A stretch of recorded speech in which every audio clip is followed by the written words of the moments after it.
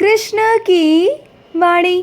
बच्चे, जो तुम्हारे साथ धोखा हो रहा है, क्या इसका तुम्हें एहसास है मेरे बच्चे कि तुम्हारे साथ कौन धोखा कर रहा है? नहीं है ना? तो मैं तुम्हें बताऊंगा कि कौन तुम्हारे साथ धोखा कर रहा है मेरे बच्चे। कौन तुम्हारी आंखों में धूल झोंक रहा है, इसका एहसास मैं तुम्हें कराऊंगा। सच तुम्हारे सामने लेकर आऊँगा मेरे बच्चे। जो भी तुम्हारे सीधेपन का फ़ायदा उठा रहा है ना, जो भी तुम्हारे अपनेपन का फ़ायदा उठा रहा है, उसे मैं उठाने नहीं दूंगा। चाहे वो कुछ भी कर लेना, मैं तेरा फ़ायदा नहीं उठाने दे सकता मेरे बच्चे, बिल्कुल भी नहीं। और सुनो मेरे बच्चे, काफ़ी दिनों से, काफ़ी महीनों से कोई तुमसे नाराज़ है मेरे बच्चे, और वो भी आज से नहीं, काफ़ी महीनों से मेरे बच्चे। और वो एक पल तुम्हारा इतना अपना था ना, इतना करीबी था कि तुम कुछ भी करते थे ना तो उससे पूछते थे। उसे तुम्हारे बारे में पता होता था और तुम्हें उसके बारे में पता होता था। लेकिन अब वो तुमसे नाराज़ चल रहा है ना, तो तुमसे बात नहीं करता। लेकिन तुम चिंता मत करना, बहुत जल्द वो तुमसे दूर था ना, तुम्हारे बहुत पास आने वाला है, तुम्हारे बहुत करीब आने वाला है मेरे बच्चे। तुम्हारी मुलाकात होगी उनसे और अचानक से तुम टकराओगे, और जब तुम टकराओगे ना तो वहाँ तुम्हारी बात शुरू हो जाएगी, और जहाँ बात शुरू हो जाएगी तो सारे गिले शिकवे मिट जाएंगे मेरे बच्चे। तुम यही चाहते हो ना कि कैसे ना कैसे करके तुम्हारी उनसे मुलाकात हो जाए, एक बार बातचीत शुरू हो जाए, तो वो हो जाएगी, बिल्कुल होगी।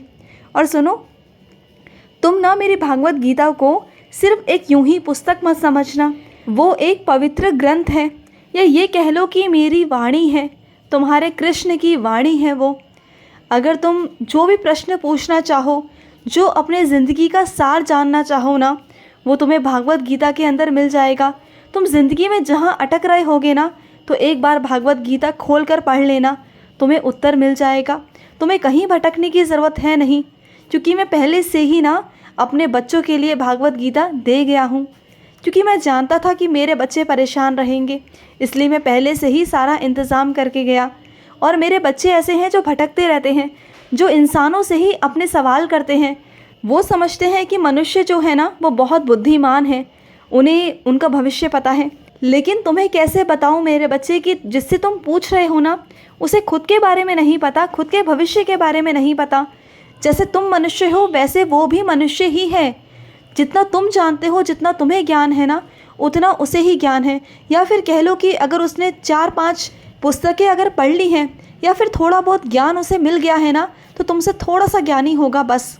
लेकिन सर्वश्रेष्ठ ज्ञानी कोई नहीं है मेरे बच्चे, जो तुम्हारा भविष्य बता सके, जो तुम्हें सही गलत बता सके। अगर सही गलत कोई बता सकता है तो वो ईश्वर है, और अगर ईश्वर के रूप में देखा जाए तो भागवत गीता है मेरे बच्चे।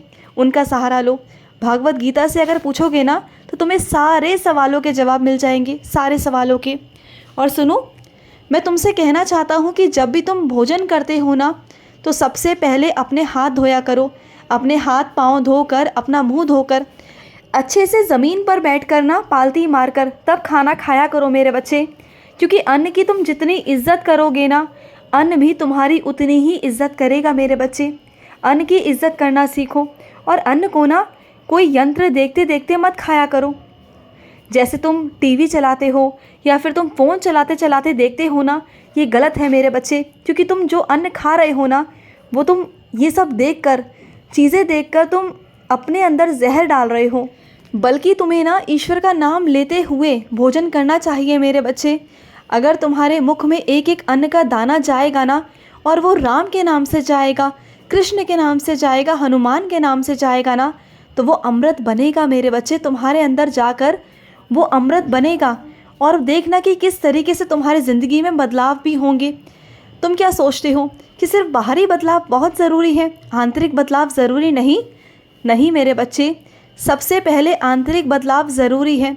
तुम्हारा अंदर का मन शांत नहीं होगा, तुम्हारे अंदर की दुनिया पवित्र नहीं होगी, तो बाहर की दुनिया अपवित्र हो या पवित्र, क्या फ़र्क पड़ता है मेरे बच्चे। तो ध्यान रखा करो कि भोजन करते समय हमेशा नीचे बैठकर अच्छे से और इज़्ज़त से और ईश्वर का नाम लेते हुए, शुक्राना करते हुए भोजन करो। और अपने बच्चों को भी यही सिखाओ, क्योंकि तुम्हारे बच्चे जो देखेंगे वही संस्कार उन्हें मिलेंगे, और वही चीज़ तुम उन्हें सिखाओगे मेरे बच्चे। और सुनो, जो कुछ तुमने खरीदा था ना मेरे बच्चे, वो गलत आ गया है, मुझे मालूम है। चिंता मत करो, उसे मैं बदलवा दूंगा मेरे बच्चे। ये मत सोचो कि तुम्हारे पैसे खर्च हो गए और वो बदलेगा नहीं, वो बदल जाएगा। चिंता मत करो तुम्हारे पैसे खर्च हुए हैं और मैं जानता हूँ कि तुम मेहनत से जोड़ते हो और तुम जोड़ जोड़ करना बहुत मुश्किलों से कुछ ना कुछ खरीद पाते हो मेरे बच्चे। अपनी पसंद की बहुत सी कम चीज़ें तुम खरीदते हो, बहुत ही कम चीज़ें तुम अपने लिए चुनते हो, बहुत ही ख़ास चीज़ें, और तुम बहुत कम पैसा खर्च करते हो। और ये बहुत अच्छी बात है कि तुम बेफिजूल खर्ची नहीं करते हो। तुम्हें दर्द होता है मेरे बच्चे, क्योंकि तुम बहुत मेहनत से कमाते हो, बहुत मेहनत करते हो तुम, तब जाके तुम जोड़ जोड़ कर अपने लिए कुछ ले पाते हो। मुझे पता है मेरे बच्चे, तुम चिंता मत करो, वो वापस हो जाएगा, तुम बिल्कुल चिंता मत करना, ठीक है। और सुनो, तुमने विघ्नहर्ता की, गणेश जी की बहुत सेवा की है ना। उनका बहुत ज़्यादा आशीर्वाद तुम्हें मिल चुका है मेरे बच्चे। तुम्हारा रुका हुआ काम हो जाएगा, तुम बिल्कुल चिंता मत करना। उन्होंने तुम्हें ढेर सारा आशीर्वाद दे दिया है। और रही मेरे कुछ बच्चों की शादी की बात, तो उन्होंने शादी के लिए बहुत पूजा की थी गणेश जी से, तो तुम्हारी शादी हो जाएगी। तुम्हारी शादी बिना विघ्नों के होगी, निर्विघ्न होगी, चिंता मत करना। तुम्हारी शादी में कोई अड़चन नहीं आएगी मेरे बच्चे। तुम्हारी शादी बहुत धूमधाम से होगी, जितना तुमने सोचा भी नहीं ना, उससे ज़्यादा धूमधाम से तुम्हारी शादी होगी, तुम देखना। और उसमें स्वयं चलकर ईश्वर आएंगे, स्वयं तुम्हारे शादी में नारायण आएंगे मेरे बच्चे, तुम्हें आशीर्वाद देंगे, तुम देख लेना। जब वो माहौल होगा ना, वो माहौल तुम्हें खुद ही दिखाई देगा कि तुम्हारे सारे काम ऐसे चुटकियों में होंगे ना कि जो तुम सोच भी नहीं सकते। ऐसे चुटकियों में तुम्हारे काम होंगे, और ये चमत्कार से कम नहीं होगा। और ये तुम नहीं, ये पूरी दुनिया भी देखेगी कि ये कैसे हो रहा है तुम्हारी ज़िंदगी में, पर वो सब होगा, ज़रूर होगा मेरे बच्चे। और सुनो मेरे बच्चे, जब कार्यालय में तुम काम करते हो ना, उस समय जो भी कागजात होते हैं उसे संभाल कर रखा करो, या फिर अगर पैसे हैं तो उन्हें भी संभाल कर रखो। जो तुम्हारा काम करने का जो मेज है ना, उसका जो ड्रॉवर है, उस ड्रॉवर को, उस अलमारी को मेरे बच्चे अच्छे से बंद किया करो, ताला मार के रखा करो अगर तुम वहाँ नहीं होते हो तो। मैंने वैसे हर बार तुम्हारे पैसों की, तुम्हारे कागजातों की रक्षा की है, लेकिन हर बार मैं वहाँ रहूँ ऐसा संभव नहीं है ना मेरे बच्चे। कई लोगों की गंदी नज़रें हैं तुम्हारे अलमारी पर, तुम्हारे कागजातों पर, तुम्हारे पैसों पर, तो थोड़ा संभाल के रखा करो ना। जो चीज़ें फिर इधर से उधर हो जाएंगी, फिर तुम परेशान हो जाओगे, तो मत करो ऐसा। इतनी लापरवाही भी अच्छी नहीं होती। हाँ, मानता हूँ कि तुम्हारे साथ ऐसा कुछ नहीं हुआ, तो आगे भी नहीं होगा। तो मैं तुम्हें बता दूँ कि वो ऐसा इसलिए नहीं हुआ क्योंकि मैंने हर बार बचाया है, हर बार तुम्हें उन लोगों से बचाया है मेरे बच्चे। कई बार तुम ताला मारना भूल गए थे, लेकिन तुम्हें वहीं की ज्यों की त्यों चीज़ें मिली, पता है ना तुम्हें। तो इसमें तुम्हारी कोई वाहवाही नहीं है मेरे बच्चे, मैंने वो बचाया है इसलिए वो बचा है। तो अगली बार से तुम सावधान रहो। कुछ लोगों से वैसे भी तुम्हें सावधान रहने की ज़रूरत है मेरे बच्चे।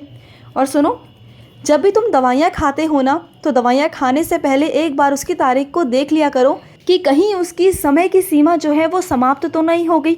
तुम बिना कुछ देखे कोई भी दवाई उठाते हो और खा लेते हो, ऐसे मत किया करो। किसी भी दवाई को खाने से पहले एक बार उसका नाम पढ़ो, देखो उसकी तिथि को, देखो कि वो किस चीज़ की दवाई है, क्यों है। अगर नहीं समझे तो किसी से पूछ लो ना, इसमें शर्म की बात क्या है मेरे बच्चे।